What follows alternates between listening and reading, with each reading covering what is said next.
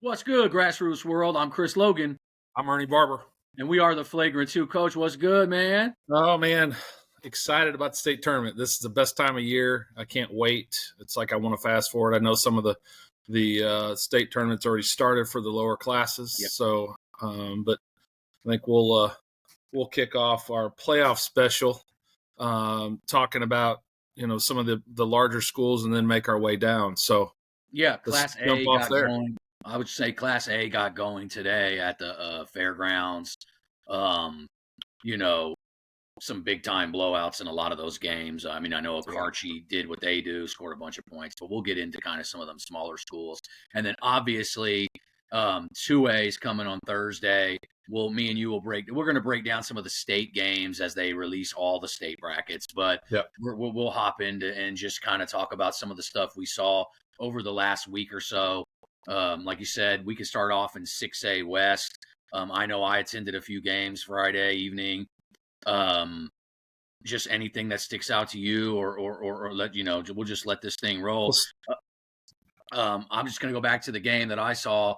One of them was I saw Putnam City North taking on Edmond Memorial in what was a kind of, I don't know how to explain a game like that, but it wasn't pretty. If pretty basketball is what you like, or high scoring is what you like, Yeah. probably wasn't the game for you. But 41-21 was the final in that regional game. Crazy, but it doesn't surprise us about PC North, because going into the season, in preseason, even going back, we had on one of our podcasts, we talked about that they could be a state contender. And maybe even a gold ball contender at that time. And their season was up and down.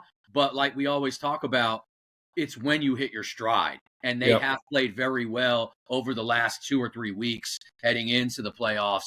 And then obviously a big win against Edmond Memorial. And then follow that up with a huge win over the number 1 overall seed in the West, Norman North, that next night. Yep. So they've got 5 wins in a row. So they're on a hot streak. And I think, to your point, I think they're a tough matchup too, because of the guard play, and they're all athletic. They get up and down well. They all play defense. It's a tough matchup for any coach. So, but they're hot at the right time, and you hit the nail on the head. I mean, it's about how you're playing this time of year.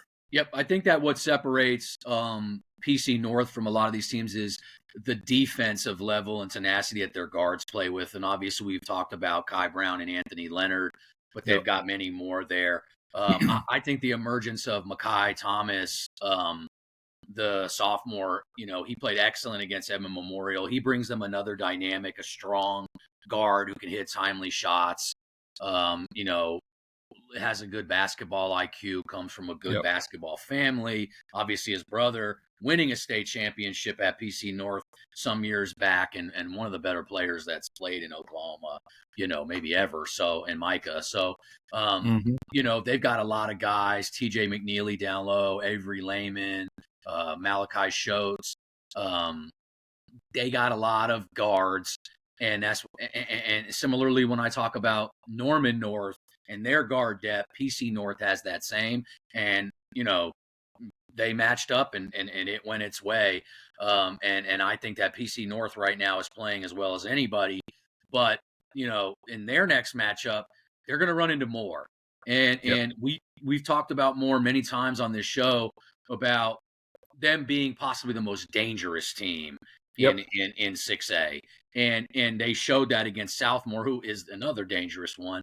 But when you talk about Roman Miller and Tristan Hankins and Chance Rogers, one of the best two punch combos in the state. Yep. And like I was saying, and then I think the guys like Chance Rogers, they can hit you for 30 on any given night. He just microwave scorer, gets hot. They got some other guys that play integral roles for them, and Tez Singer and guys like that. So that is going to be a great matchup of guards again.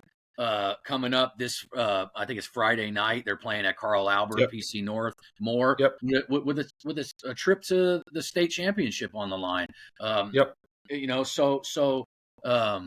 It's going to be a great game to watch, and I think that it's not really a shocker. I'm kind of more surprised at more how they beat Southmore. Not that they won, but how they did it. Yeah. Yep. But there'll be a get back game for Southmore and as they take on Norman North on the other side of the bracket. So those teams are still alive, and that's going to be an excellent matchup Friday night as well at Noble between Norman North and Southmore, because that's a winner go home game, and those games Correct. are my favorite. So I love games. These teams that are playing to go to state, it's great. But when you know as a fan, like if they lose, they still got another chance. It doesn't quite as exciting. Yes. Doesn't mean it's not going to be good basketball, and it might be historical performance by a specific player, but it's not quite everything on the line. So I actually look forward to those games that are the winner go home. Yes. But there's some great matchups on there. I thought that just we're recapping the 6A West. Putnam City, PCO, and we've talked about Brandon Jackson's team all year. Yep. Have they exceeded expectation? Absolutely, in his first year there, because they have a lot of young guys. But their game against Piedmont, they were down 7 points with 50 seconds left and won by one. Yep. So just a crazy turnaround, crazy, chain of events that had to happen. And kudos to Piedmont, because they got a lot further and did a lot better than most people thought. They lost a lot of guys. Let's just be honest. Yeah, Piedmont lost. I mean, Brandon went from Piedmont to PCO, and they lost Walker Kennedy. Yeah, I mean, lost Walker Kennedy. He went to Weatherford, as we all know. It's just Hayes White to Kingfisher. Yep. Number 2 bona fide stud guards that they lost. Yep. So the fact that they were even in that game, and then PCO comes back and wins, and obviously they move on and play Norman, and they lose to Norman, who there's those Tigers that you've been talking about, right, since last season. They're primed right now for making a deep run, and I know that they played, they beat Putnam City, they won that game 51-46 over PCO. Yep. So Norman moves on, and then looking at that bottom bracket, UConn gave Choctaw a run for their money in that first game, that first round. Adam down, I think, for a little bit, but Choctaw came storming back. They won pretty handily at the end. So now you're going to get Deer Creek Choctaw, and Deer Creek Choctaw played. Deer Creek won that game by 1 point. Yeah, so, 1 point. Yep. So now you got Deer Creek Norman. My mistake earlier. And that's for a chance at state. And then on the other game, you have Choctaw PCO. So anything jump out there in those games? Choctaw PCO, that's going to be that'll be a really good matchup. I anticipate Choctaw winning that game. Mm-hmm. I think PCO, and to what my conversations with various people, I think next year they're going to be absolutely a terror next year. Yep. And then 2 years from now, forget about it. I think they're going to be outstanding. I think they're good now. I think it's just they're mostly sophomore driven. Yep. And so I think they're just a young team learning how to win. I think the fact that they've done what they've done this year is pretty impressive. Yeah. But Brandon, I think Brandon Jackson, Coach Jackson, is one of the finest coaches in Oklahoma. Certainly does a great job. I love the picture after that Piedmont game where he was hugging one of his ex-players. I think that just speaks volumes to the type of guy that he is. Bryce outside McConnell, of the basketball thing, he's Bryce just McConnell, who's a great kid and had a great career for Piedmont too. Yep. Looking forward to checking him out in the next level, because he's going to do pretty well. He's got great size and skill set. So I really like him a lot. I thought that was a cool picture. I saw the same thing. Yeah. And the fact that he ran over to him without even getting in the handshake line, and he knows. Brandon played, Brandon's coached. He knows exactly what it feels like to be in those moments. So, really kudos, hats off to him for doing that. But I agree. If PCO can find some shooters for next season, they're going to be really good. That's what they need. That's what they lack. They lack some shooting, but athletic guards, they have plenty of those, and those kids are studs. So those guys are some of the best 2027s in Oklahoma, hands down. And Gabe Osborne and Markel Robinson and even just Miles a stud Jackson. group of kids. I mean, it's just there's some really good players on that team. So, I think with Choctaw losing to Deer Creek by 1, obviously Phoenix had a big game down the stretch to help them win. Win by 1. I still see Choctaw getting to state, and likely over not Ponca City, but oh no, wait, it says they're playing Ponca City here. No, Putnam City PCO is playing. Yeah, well, I know that, but I'm just saying on the website it's saying Ponca City.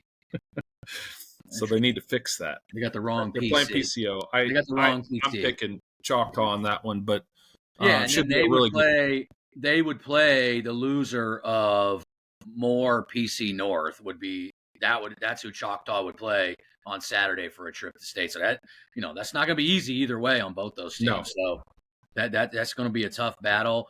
And then on that other side, obviously the loser of Norman Deer Creek is going to play the winner of Southmore Norman North. So regardless, there's some teams that people had very high and some teams that people had going to state that are not going to make it. That's just the way it goes when it gets down to this time of the year.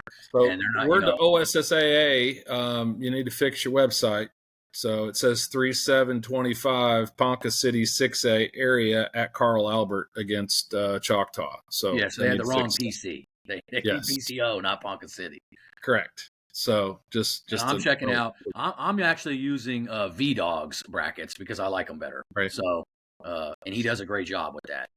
I definitely use his brackets. I like them, color coded and all that stuff. Very nice. Anyways, so we've got some games Friday night. Carl Albert, Noble for 6A West, and then we'll jump over to 6A East, which I think is funny because they have the East teams coming to Shawnee, which is a little odd, but that is strange. I've never seen that before, but nonetheless, I don't think it's gonna, bother some of those teams that are coming here. And one of those teams is a defending champ, the Owasso Rams. I think they're gonna be locked in either way. Oh yeah, there's no doubt. There, we're looking at Owasso taking on Sand Springs. That should be a great game. That's going to be Friday night. Obviously, Owasso knocked off Bartlesville and Jinx pretty handily, and I expected them to do that when I looked at that schedule. Sand Springs, they beat Ponca City, and they beat Westmore to get there. So now we got Sand Springs, Owasso. Really intrigued by that. Can't wait to see Deke Thompson and crew taking on Jalen Montnati. Be a challenge. Be a huge challenge. Yes. When Owasso got to the playoffs, I know that they lost a game to Union. I mean, they were going to ratchet it up, and we talked about it. They're going to shorten that bench, and they're going to ratchet it up. And this is the thing about Owasso, and I've always talked about it. They can be known as having one of the best scorers in the country. It's defense that makes Owasso good. It's not their offense. It's the defense. It's Jax Kerr's rim protection. It's Bowden Williams and Julius Wilson's perimeter defense. On the perimeter and things that they do like that make them, to me, one of the hardest teams to beat. And then on top of that, you have a top 20 kid in the country who I think is a top 10 kid, but still. Whatever, he's moving back right on up those rankings where he deserves, and he deserves that. And probably most likely going to be back-to-back Gatorade Player of the Year in Jalen. It would be I would anticipate that, certainly, the front runner for that. Yeah, for sure. So I think that's going to happen. So they're taking on Sand Springs. On that other side, you have PC West versus Union. PC West could be the team's story of this whole thing. The fact that they lost a lot of their kids. They rebuilt. They got a lot of young talent. Sion Wilborn is a stud. We've talked about him on this show numerous times since the beginning, or since the summer. Really, we talked about him in June at their team camp because he's such an advanced player. His skill set, his IQ on a whole nother planet. Elite shooter, elite passer. I think I said on one of the podcasts, I thought he had the best handles in Oklahoma. He's at least he's in the mix. He's in the top 3 or 4 of kids. There was a little bit of talk on that. Yeah, there was. Because I got other guys I could put in there. I like Cal Furnish. I like some guys like that. Tyson Poe guy. There's some other dudes that got some great handles. But I'm sure I'm missing out a few, and you can call me every name in the book. That's cool. But anyways, Broken Arrows had a strong way back to area. They had a win against Stillwater, 78-35, and PC West, 87-58. So they're playing Edmond North. Edmond North, I think, Edmond North is playing good basketball at the right time. That's another team that I think is primed to win over Union. Great win over Union at Union, by the way. So in their house. And if we go back to our season preview, Edmond North was a team that I said I thought was going to go to state based on they wouldn't start off good in the beginning of the year because they had some new guys coming in and they start a freshman in Jarrell Copeland, but that they would hit their stride, and they did exactly that. And they're playing just like Putnam City North.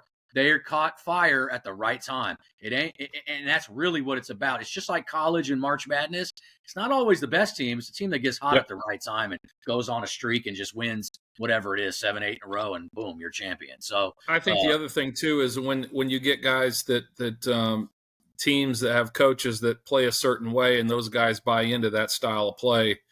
It's always about roles. And as you get to this time of the year, guys understanding the roles and executing their roles really, really well play a huge part in winning.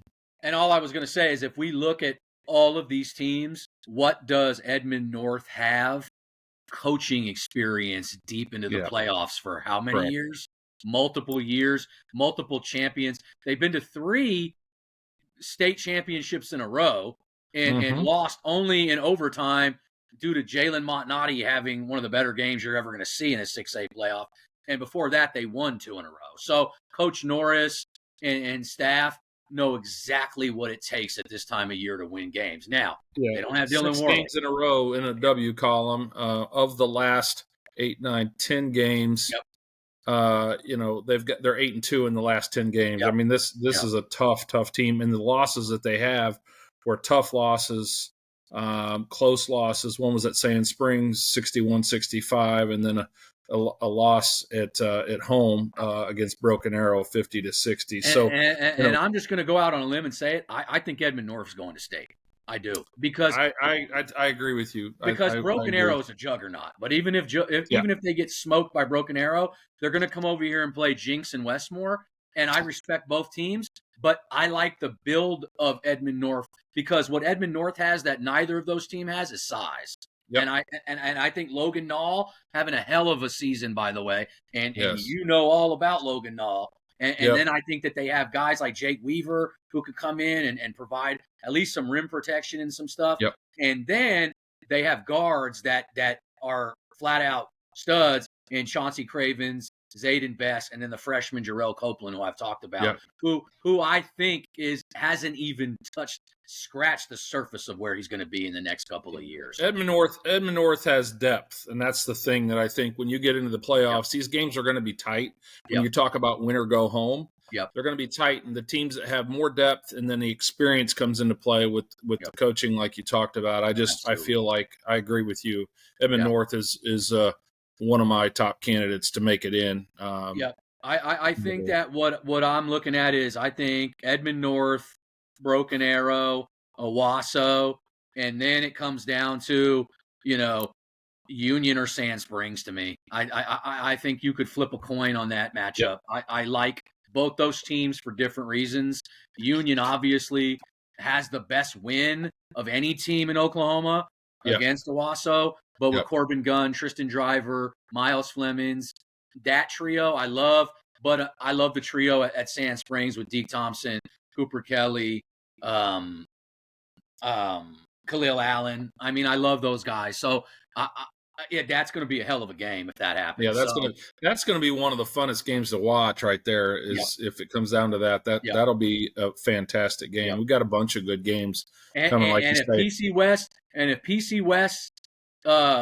Already, first of all, Coach Booker's done a great job because if you really look into what PC West lost and losing Caden Rayfield, and it isn't just Caden Rayfield, they lost a lot of guys. Nate Murathai, they lost guys that graduated in Jordan Warrior, who was Jaden Constance. Like, they lost so many guys, and the fact that they're even in this right now, I give all hats off to those kids.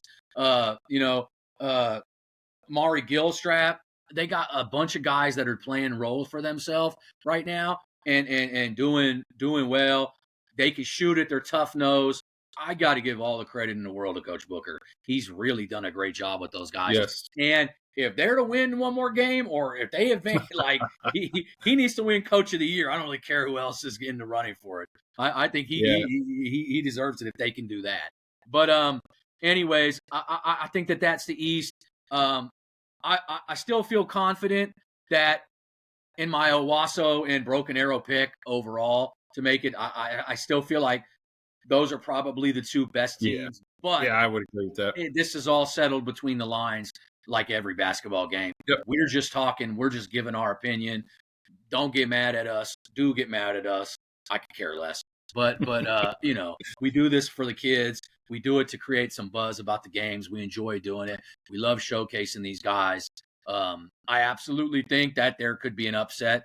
If one of those two teams doesn't make it, it wouldn't surprise me, because there's some very good teams out there and a lot of firepower on some of those teams. So, the ultimate equalizer in today's game is the 3-point line.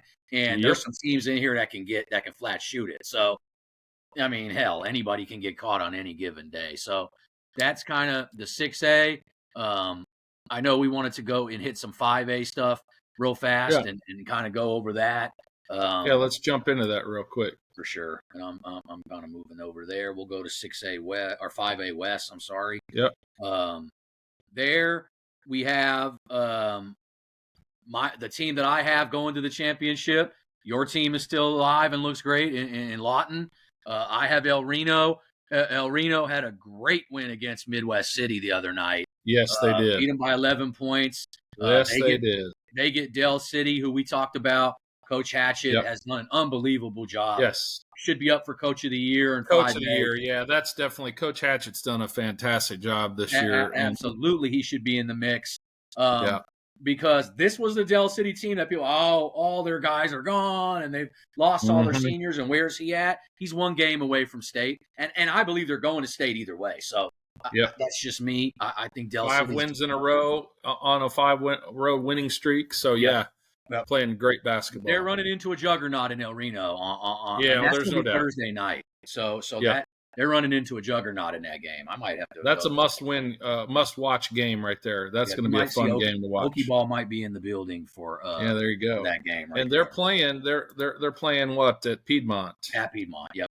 I might be in the house for that game. El Reno. Obviously we know they're paced by Carter Romanos and Trey Davis, but Jonathan Reed has had a heck of a playoff, done some great things for them. They're going to be tough to beat. They really are. They really are. Some of their other guys have stepped up. Case and Hayden, I've talked about it. They have a bunch of other guys that have stepped up and played well. I really think that El Reno is onto something special right now. So I like them. Trey Davis is a hard matchup. I mean, the guy plays hard. He's athletic. Yep. He's long. I mean, he's a dream for the next level. I mean, this kid, he's tough. Obviously played for Southern Ties over the summer. I called him on Twitter the most under-recruited player in Oklahoma. And what I mean by that is not to say that there isn't maybe not a better player of this, that, and the other, but at his size and what he does, he's under-recruited. His potential's huge. He should hold many more offers at that low major. High D2, low major Division I. Ultimately, it is not where you start off at. Me and you talk about this all the time. There's many kids that can play at a higher level, but they will not get that opportunity fresh out of high school. So whether that's post-grad, reclass, JUCO, Division II, NAIA, whatever it takes them, they may end up at that Division I level down the line. But he's every bit of at least a low major talent. And I think he's fringe getting into that mid-major, and I think he will be a mid-major level guy. It just may be 2 years down the road from now. Yep. No, I totally agree with you. I think there's a few things that would help him solidify there. But he's certainly got that upside. And the thing is about the kid that, I know about him is that he works really hard and he practices hard too. He's a stud in the gym. So I fully anticipate him getting where he wants to go eventually. Absolutely. So. And then on that other side, we have Elgin, John Marshall, another storyline. John Marshall, led by Coach Cudjoe. We talked about them on our last pod, just how great they've played. We mentioned the guys that are doing well for them and how impressive they are. That game is Elgin in the next round. Yep. And then the loser of El Reno Del City will play John Marshall and Elgin. Yep. And I like Del City if that's who it is, or if it's El Reno. I like them in that matchup, but I don't want to count out Elgin and John Marshall because they both had a hell of a season. So like them. Down at the bottom, you have your pick to win it all, Lawton, and I'm not mad at that because Lawton has played really well. Lawton beat Elgin 100-39. That ought to tell you something right now. Not many teams. Carl Albert at the next round. So Carl Albert. And I was going to say, Coach Price could be up for Coach of the Year as well at Carl Albert. Yeah, he's done a fantastic job. They lost their best players and are back in the mix. I mean, they lost Jaden Hopkins and Steven Anderson to Choctaw and are doing this thing with young guys and Rex Reynolds and guys like that are stepping up and doing and playing their part. And I'm really impressed with Carl Albert and some of the stuff that they've done. Absolutely. So you got Lawton taking on Carl Albert at Bridge Creek Thursday night. The loser of that will take on the winner of Midwest City MacArthur. I expect Midwest City to win that game, and then I expect Midwest City versus Lawton which that game already happened, by the way. I was there live, and Lawton came back down big, and I'm sorry, Midwest City was down big, came back and won. Deshaun Denson had like 14 points in the fourth quarter, 24 in the second half. But Midwest City versus Carl Albert or Midwest City versus Lawton is going to be a hell of a game to get into state. I can't wait to see it. Yes. I really cannot wait. I think I'm going to show up at the game on Thursday at 6 at Bridge Creek. I'm going to watch Lawton. Hopefully, Carl Albert. Yeah, Carl Albert. I'm going to watch that. I'm kind of interested in that game to see how they do.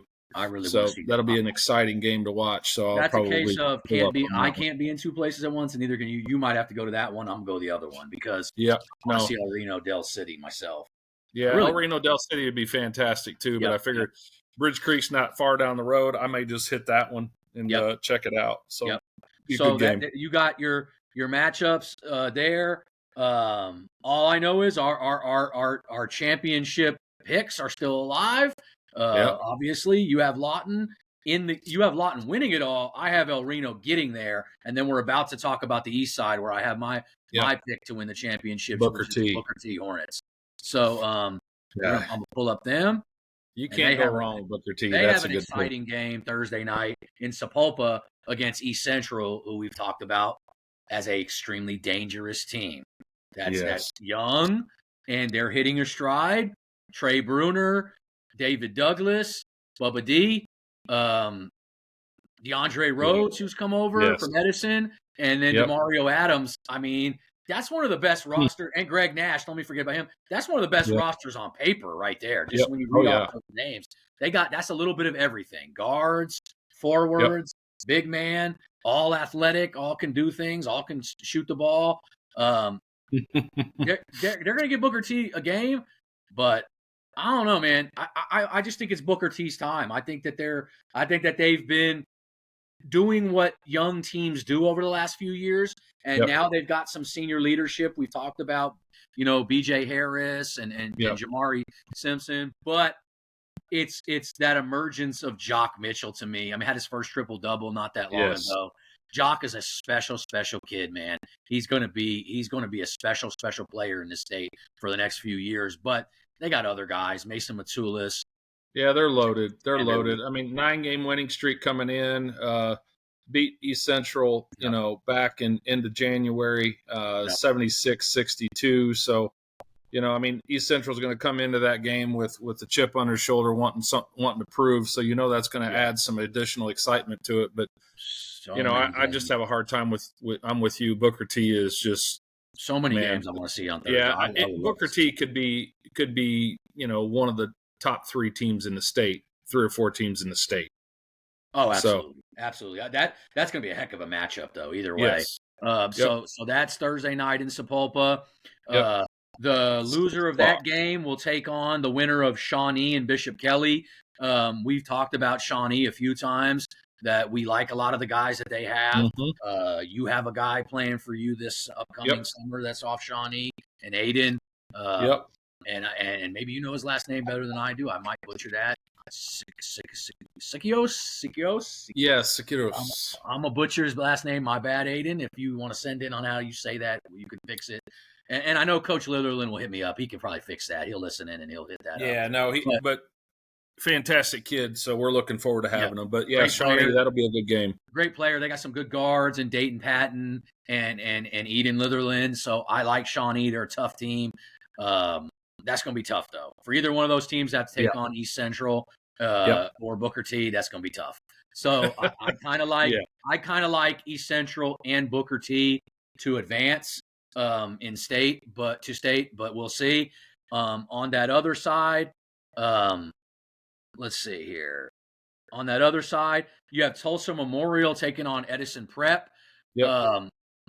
Edison Prep is another one that's like another story where like they've lost a lot of their guys, losing Jeremiah Johnson from last year, who was the face of that program. DeAndre Rhodes leaves midseason and goes over to East Central, and there is Coach Creed Flowers' team right in the hunt. One win away from state tournament, but they're taking on Tulsa Memorial. Tulsa Memorial has been a juggernaut this season, and they're one of the most historic programs in Oklahoma. And Coach Bobby Allison has them primed right now. Jaleel Cotton, Jaden Johnson, Fabian Harris. They got a lot. Antonio Love, a lot more guys. They're very deep. I like what they do. They're versatile. Tulsa Memorial has been the one team that I haven't heard people picking in 5A that could win the whole thing. I'm just going to say that right now. 14-game winning streak coming in, lost to El Reno at El Reno by 2, 43-45. Other than that, have been on a tear since then. Winning basketball games, just loading up. So, I anticipate Memorial to be definitely in the conversation of the semifinals for sure, and it wouldn't surprise me, depending on how the brackets lay out. Definitely being in the finals and could win the whole thing. So, I like them. In district, they're 14-0, 23-4 overall. So, man, shout out to Memorial. I was going to say, this whole season we've all been on Lawton. We've all been on Booker T, El Reno, Midwest City, and you really haven't heard much about Tulsa Memorial, but we just said it to start off this show, like it's about when you're playing the best. They're playing as good as you can right now. I think you just said they won 14 in a row. That's insane. I mean, that you can't be playing any better heading in. So they're going to be dangerous, and I like some of the stuff that they do. I like they got shooting and they got versatile big guys. So I like what they do. Personally, I got to tell you, when you look at the overall bracket of all the classes, 5A to me is the most intriguing in terms of throughout the bracket. The final 8 that are going to make it to state are going to be a dogfight for 5A. I think 5A is going to, whoever wins 5A. Man, that's arguably the best team in the state. I mean, it's arguable because there are other really good teams in other classes. We know who they are. Yeah. But, man, to go through the gauntlet of 5A at the state tournament is, man, with the teams that we're talking about. Yeah. I don't know that there's a tougher bracket to go through. It's going to be tough. There's no doubt about it. And then the loser of Memorial, Edison Prep, will take on the winner of Will Rogers, Collinsville. Will Rogers had a heck of a season. They're young. Man. Yes. Brandon Crossland is a superstar in the making down there at Will Rogers. If people haven't seen him, he'll be running with Team Legends this upcoming summer. He is a stud, 6'3", plus point guard, athletic, long, does everything well, shoots it, dribble, pass, everything. He's a stud, can defend. I like him. Laterally, quickness. He's just got a lot of everything. I love them. To me, Will Rogers probably a year away from really being in the mix and going for it all. I really do. And not to say that they can't make a run in state, because they have, to me, as I look at this, I think that they got a chance to make it to state this year. Oh, yeah, I do too. Will Rogers has a good chance. So I do too. We'll see. Collinsville's no slouch. They're tried and been through the ringer, so I like them as well. So our picks are still there. They're still alive. We'll just see how it all shakes out starting Thursday night, Thursday, Friday, I think for 5A, and then Friday, Saturday for 6A.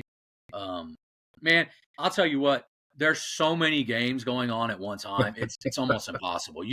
Because when you get into Thursday on, you have at the big house Class 2A, but then you have 5A, and then you have 6A on Friday, but you're gonna have 2A in the semifinals on Friday, and then obviously 2A championship game is Saturday.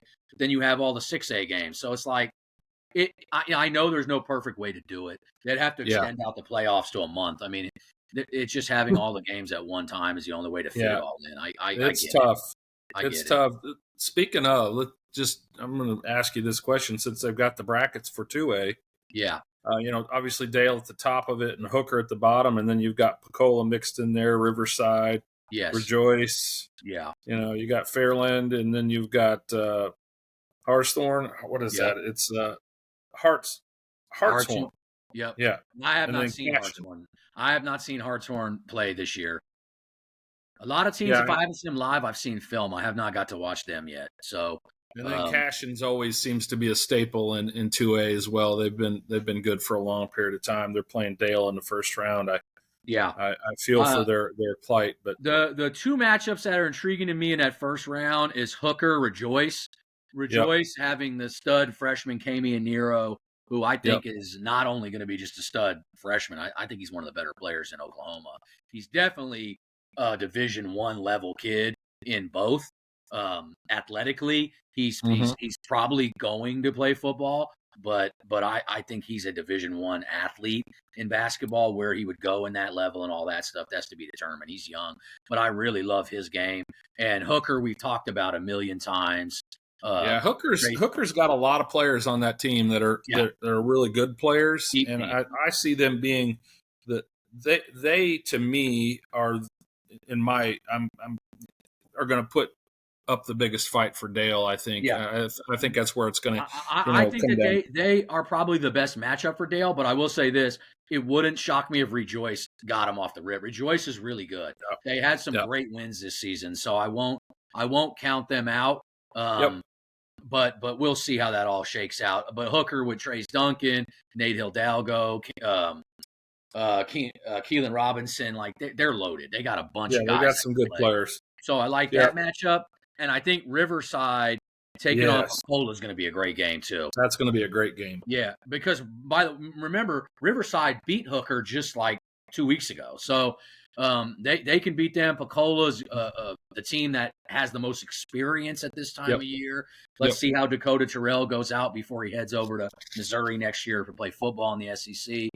Easily could have played Division I basketball at a mid-major level, and if he had focused only on basketball, he would have been a high major kid. So, I mean, he's got all the athleticism in the world. We talked about Houston Stroops, their shooter, and then even Daquan Terrell, the youngster, coming in off the bench sometimes. He got some pieces. Got pieces. I like those games. Obviously, I picked Dale Hooker. I'm going to stick with that right now, but it wouldn't surprise me if it's Pencola and Dale, and that would be a repeat of last year. Which is what was last year, Yep, last year. So we'll see how that goes. If I had to bet money on this, I'm sticking with the Dale Pirates. I believe in Coach Edmondson and his crew there. So I think, and I think that honestly, they just looking at these teams, they've obviously been the most battle tested. Yeah.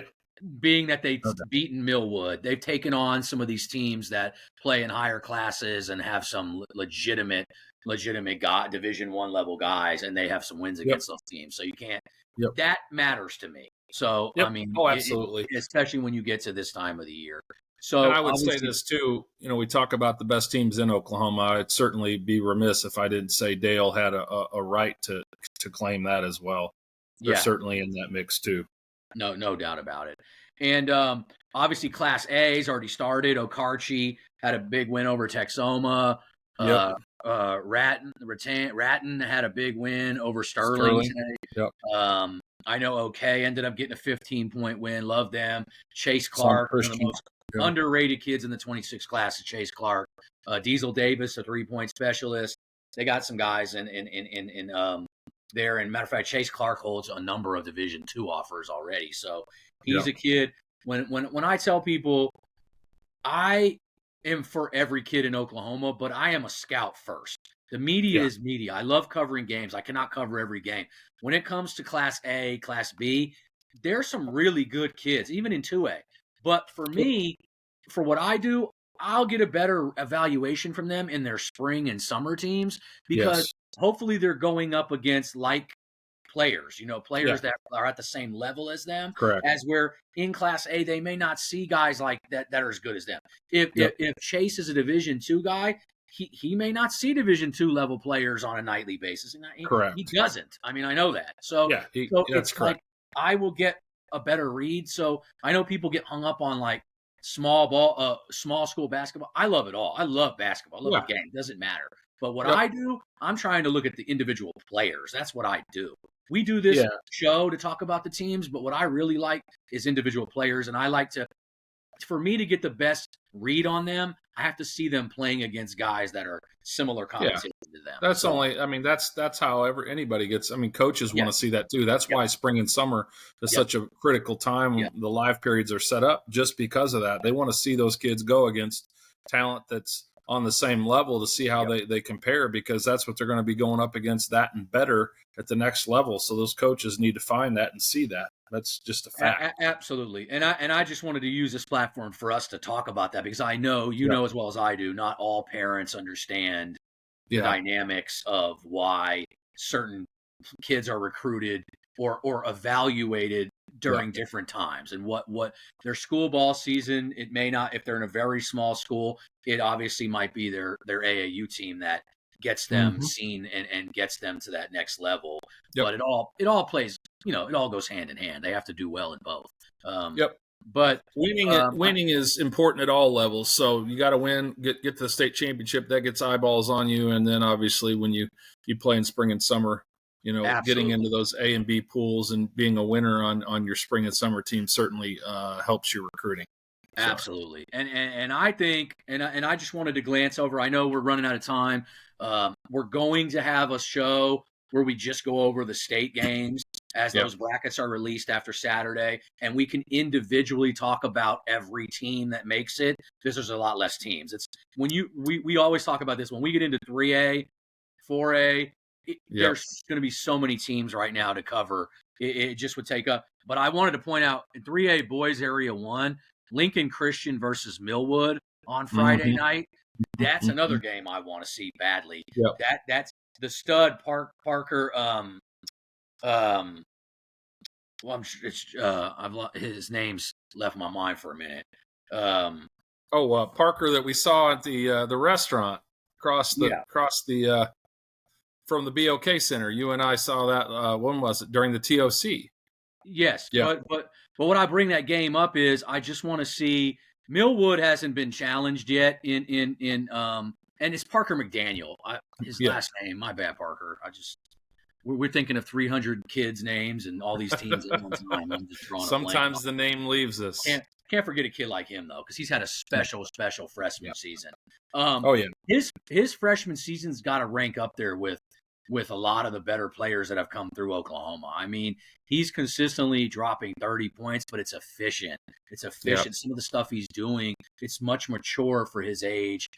His basketball IQ is great. He's an excellent shooter, but he's also showing he can run a team. So I know they've got some seniors that play a big part for them, but that's going to be a great game. Lincoln Christian can hang with Millwood. I expect Millwood to win that game, but because we've talked about it, we think Millwood is the deepest team in Oklahoma. I don't think there's any doubt about that. But I think that's just a game that I have circled as a game that I really want to see, and unfortunately, we can't be at every game, because I would love to be in. I think that game's in Kellyville. I would love to be out there and watch that game.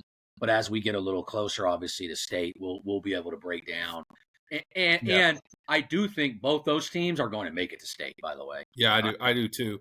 Parker, obviously, huge upside scoring capability, good size for being a freshman. Obviously, that he'll continue to develop. I think it'll be a good challenge for him. Holds a couple Division I offers already. Only freshman Yeah. right now that's got some. That will change. I see him being possibly a 2,500 point scorer in high school. Obviously, what he's done in his freshman year is pretty outstanding. Mm-hmm. Could end up being in that. He could absolutely do that, especially in that class. It'll be really interesting to watch his career. He's obviously staying healthy is always going to be a thing too. So plus playing all year round like they do. Yep. That's a bigger part of what people don't realize is kids break down. So hopefully he stays healthy. But if he does, lights out for him. He's going to go down as one of the better players in Oklahoma. That's for sure. Yes, and I definitely like the winner of that game and the loser of that game. I think they're both going because as I look over here, obviously you have Community Christian taking on Alva. I love what Community Christian does with Destin Edwards, and then obviously they've got some other young guys that are stepping up. And then underneath that is Heritage Hall. Playing good at the right time. Some of those guys are stepping up at the right time, so that's good. Yep. So you're going to get Heritage Hall possibly taking on Community Christian. And by the way, I think they just played like a week ago. I think those two teams. And then you'll have Lincoln Christian possibly taking on one of them, and Lincoln Christian just beat both those teams too. So I like Lincoln Christian and Millwood to advance to state. And then I know that's Area 1. Area 2, you have Anadarko taking on Chandler for a chance at state. I like Anadarko. I like Anadarko in that. Trenton Walker, Jordan Kangi, I love those guys. The Fighting Dondos, we call them. Dondo's got to be there. We would hope. Oh man, come on! No, you kidding me? Hope he's there down in Ada on Friday night. Be a disservice to Anadarko if Dondo's not there. Matter of fact, they should pay for his expenses to get there. Absolutely. And they should give him VIP status at those games. Come on now. Yeah, he's going to be honorary Okie Ball that night, and I need him to that game for me. They're taking on Chandler. Chandler's got some pieces. Jordan Denson is a stud guard in the 27 class. They got a big kid. I can't think of his name right now. They got a 6'7" kid that's pretty good. Does some things for them. My bad. We've got so much on our plate to talk about. I like Anadarko in that game, and then Chandler going over to the other side. I could see Chandler. I could see both those teams making it. I think that you got Marlowe and Kingston and Washington. They've had some good years. I could see Washington doing some stuff in there, possibly getting in. Yep. But I kind of like Chandler. I kind of like both those teams to make it as well. Area 3, you have Cassia Hall, Roland. Both having great seasons. I got Cassia Hall winning that. Cassia Hall, too explosive. Dallas Lowe, Memphis Duffy, Cam Burris. Give me them all day long. But I do like Roland. And then on that other side, you have Henrietta, Valiant, Kiefer, Kansas. I think I might roll both those teams. I think Roland and Cassia Hall going to state. That's Area 3. Area 4, this is going to be a great game. Sequoia Claremore and Crooked Oak. Sequoia Claremore, I've talked about a million times this season with Judah Gibson. Every time I mention his name, and you can ask him, the next day, or I think it was the night we filmed a pod, I talked about him. He had like a 44-point, damn near almost a triple-double with 44 points. So he's a stud. And Crooked Oak, who I have playing in the championship against Millwood, just a stud team. Jamel Morris. I would agree with that. Elijah Garcia. And I hope that happens. I hope that happens for the school and the kids, because there's a lot of kids that are at that school that fantastic players played at other schools, and they're there. And Martinez brothers, Jamel Morris, Elijah Garcia. I would love it. I know a lot of people want to see Cassia Hall Millwood too, though, because those have been some of the best games this season. East side, west side matchup. Crooked Oak. Millwood went into Crooked Oak and won. Crooked Oak was up 15 in the third quarter, and Millwood came back. And then we've talked about the Cassia Hall game. If Cassia Hall makes the layup, what was it like at 1 second left? They win the game. Oh, poor kid. That would have. Could you imagine he makes that layup? It was crazy anyway. But my gosh, even if he makes that layup, I'd still pick Millwood to win this thing. Yeah. So oh my gosh, it's not disrespect to the other guys. I just think it's Millwood's time to win. I agree with that. I think that Amari Barrett, Isaiah Wilkes, Jonathan Van Buren, Braylon Goins, they're loaded. They're loaded. goes Good on and on. coaching staff. The whole thing is it's set up for. And what's cool is a couple of those guys on Millwood have championships. They won them at Edmond North before they moved over there. So they got rings already. So that's right. But they're playing a much more significant role. And so I'm excited to see those guys in their role and see what they do. But I mean, it's going to be tough. Obviously, I probably would advance both those teams, Crooked Oak, Sequoia Claremore. Although I do like Kellyville on that other side, and they're playing Holdenville, and then Jones as well. Jones pretty good. They're under the radar. They fly under the radar. They're pretty good. Yep. It wouldn't be surprised if one of those teams. We'll be interested to see. When you get into that 6, 7, 8 spot within the state, you got some opportunities where there's, I don't know if you call them upsets, but I think you definitely have some spots where some guys fill those that maybe early on you didn't think they would or whatever based on their record coming into the playoff. Yep. It could go a lot of different directions there. That's the exciting part of all this. And I know we're running out of time, so we're going to quickly go to 4A. Weatherford is playing Fort Gibson. That's going to be a great game. Fort Gibson is great. Cooper Hackett, I think if you take out Jax Kerr, Cooper Hackett's the best big man in Oklahoma. And I would agree with that. And basketball ain't even a sport. I mean, just think about that. Think about how good this kid would be. He has an offer from Penn State, Arkansas. Cooper Hackett has offers from every school in P4 in the country. You got two guys playing football and basketball on the floor at the same time with CJ Nixon. Yeah, superstars in those two kids. Yep. Fort Gibson and Weatherford. If that game, that's Friday night again. I want to go to that game. I want to see that. And I love Stroud's. I love Stroud's gym too. That's where it's at. I wish I could be at all these games. I'd love to see that. With that said, I think Fort Gibson and Weatherford both make it to state. Catoosa's on that other side. I love them. They had some late injuries with guys that are out for the rest of the year. They were making waves early in the season, doing a fantastic job. Drake had them playing well. They got that Okarchi offense where they score a bunch of points, but they have some injuries to some big pieces, and it's going to be tough. Some things have happened there. It's just going to be tough for them, but I wouldn't count them out. Kingfisher, Inola. I love what Aiden Clark has done this year. He's putting up monster numbers. He's leading that team, and then of course Kingfisher, Hayes White. I mean, there ain't many more superlatives we could say after he's come over from Piedmont. He has been an absolute stud for Kingfisher, and it's great to see Kingfisher bouncing back and putting a good season together. And I still think they got a run left in them next season, by the way. So that's Area 1. I take Weatherford, by the way, in that. I would too. Area 2, hell of a game for the area championship down at this says it's at East Central College. So East Central University. Douglas Idabel is going to be a great game. And I know Douglas has they are it right now. Idabel can play their ass off though. Idabel is it'll be a good game. Yep, Idabel was a good game last year. Nobody can take anybody lightly in this. I think that's the misnomer with this. Not anymore. Yes, not at this part. Idabel with Shane Threadgill, like killer. I love him. He's good, but I'm taking the Douglas Trojans in that game. Yeah, no, I tend to agree. Too much Devon Scott Jones, too much Jaden Nickens, too much Douglas Trojans, orange and black on that one. Totally agree. I like them.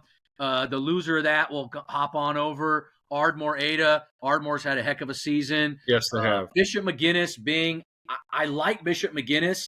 I think Bishop McGuinness is like they're rebuilding again, and I think that they're headed to next year. They're going to be really good. They got some stud in Isaiah Nelson. They got some guys that I really like over there. Some young guys that are going to step up. I'm with you though. I think they're a year away, but they're going to lose some guys that have been integral parts for them, and Hudson McCormick and Cooper Bradley, who have been staples at Bishop McGuinness. I love both those kids. It wouldn't surprise me if McGuinness got out there, but the fact that they have to play Idabel or Douglas, at some point, if they want to make it, I love both those teams. But I really, if I had to take a team on that other side, I'd say McGuinness will give them a run for their money. So. Coach Jake Brown's team does a great job. So that's Area 2. We'll just go to Area 3 and Area 4, and we'll wrap this thing up. Area 3, Muldrow, who Muldrow, who knocked off Broken Bow, which was an upset, but they draw Crossings Christian, and I'm taking Crossing Christian. I mean, yes, I don't even need to say much more. No. Crossings Christian played Bethany, and I thought that was going to be a close game, and they smoked them. 58-35 the game before that. And they're playing outstanding basketball. Not that any of us are surprised by it. Certainly can win the whole thing, but I'm not picking anybody. There's 4 teams in this deal. If someone beats Douglas or Weatherford, it's going to be Crossings Christian. Yeah. In state. We've already, talked about that a few times. Yep. So I like Crossings Christian there, obviously, to beat Muldrow. On the other side, Broken Bow playing Skiatook, Stillwell, Bethany. This is the one that I think could be wide open. Yes, I think that this is the one that's open because I believe Broken Bow, Bethany, and Stillwell can all get their get back on Muldrow and have a very good chance. Yeah. I would probably, and I know that Stillwell, they've had a great season. They've had a great system. They've been in the state tournament for a number of years. Yep. I kind of like Bethany again. I know that Crossings got them, but in these matchups, I like Bethany. Aiden Todd, Breck Brady. Breck Brady, the kid that's in the freshman class that's not talked about at all, that might be the best player, one of the best players, because he's a football star. He's a kid that probably playing the NFL the second he's got his 3 years in college, wherever he chooses to go. Stillwell and Bethany would be my 2 choices, too. I think you could – I mean, it's a coin flip, in my opinion, but – yeah. I really I tend to like what you're saying about Bethany because, one, the teams that they're playing leading up to it, if you get a loss against Crossings, it's nothing. I mean, that's nothing to be ashamed of. On all cylinders right then, too. Bingo. And Crossings can literally beat any team in the state if they're playing well. So yes, I don't hold that against any class. In any class. Correct. So Bethany, I like Wyatt Gesler, Coach Brett Cannon's team. I really like Bethany. Matchup, yes. They hit a buzzsaw when they got to Crossings, but they're not going to, unless Crossings loses to Muldrow, they're not playing them again. So I kind of like Bethany on that side. But you're right, that one might be open more than any of the other ones. Yeah. Area 4, and we're done. OCS, I mean, that's another team that I mean, you didn't have them after losing. Weaver's done a fantastic job there. He's an excellent coach, fan of the show. That's my favorite bench, too. I will tell you, I said it last year during the state tournament last year. That's my favorite bench. He's got those guys bought into that team, and those guys when they're not in the game, I mean, it's the most entertainment you're ever going to see. That shout out to the guys that when they're not in the game, they're cheering their teammates on. I think Coach Weaver has set a standard for them, and I just love that. A team losing Carson Jones and Lou Gray, you're like, nah, they're not making it back. I mean, and there they are, one game away. And Carson got freshman he's on the all freshman team in the KCAC. So shout out to Carson for doing But they're going to run into NRC and North Rock Creek, and they're an offensive juggernaut. They are. They can play. So that ain't going to be easy. And then we take the winner of that game. I'll probably take NRC in that game. But I think so too. Me if OCS, we jump them onto that other side. And there's where you have Blanchard, Victory Christian. This area, too, has a team that might make it to state because I think Blanchard's a really good team. And I know that they lost to OCS, but I could see them making their run. I really like Mount St. Mary's, what they've done. They've been a kind of a sleeper team flying under the radar. I love Eli Jones, the point guard. But then Victory, Connor Hislop, Jordan Brown, they've got some pieces there. That one might be open as well. One might be open as well. If NRC the last team sliding in that one, that's a coin flip amongst 3 teams, I think. Absolutely. So we try to hit as many teams as we can. We will be able to give a little thorough breakdown in the state when we do our state tournament preview, which is what we will do here probably this weekend. We probably will get that off on Sunday. The only teams that won't be discussing that are obviously Class A, B, and 2A. We just discussed them, though. So we just did the 2A bracket. We just did Class A, which is already now on to the semifinals. Correct. And then Class B, which starts tomorrow. So we will have Class 3A, 4A, 5A, and 6A state tournament preview. We'll probably film that Sunday, and we'll be able to give a more thorough breakdown of the players and teams because there's a lot less of them. Shout outs to the champions of the 2A, A, and B. Yeah, and we'll talk about them on the next show. We'll Yeah. we'll at least drop in and have to give our pay our respect to those guys and give them their Yep. flowers. So Anybody gets a gold ball gets some flowers. That's for sure. absolutely. So if you guys aren't subscribed to the Flagrant Twos YouTube, Instagram, Twitter, then please do that. If you're not following Coach Barber on all his social medias, look for him as Coach Barber, and you look forward to following the Road program this summer. If you're not following Okie Ball, then you should be, and you can find You're us living under a rock. Yeah, all platforms. You can come see me and say hello when you see me out and about. Come say hey to Coach Barber when you see him out in the games. We will be out there live and direct. We appreciate you, Oklahoma. We out. Peace. All right.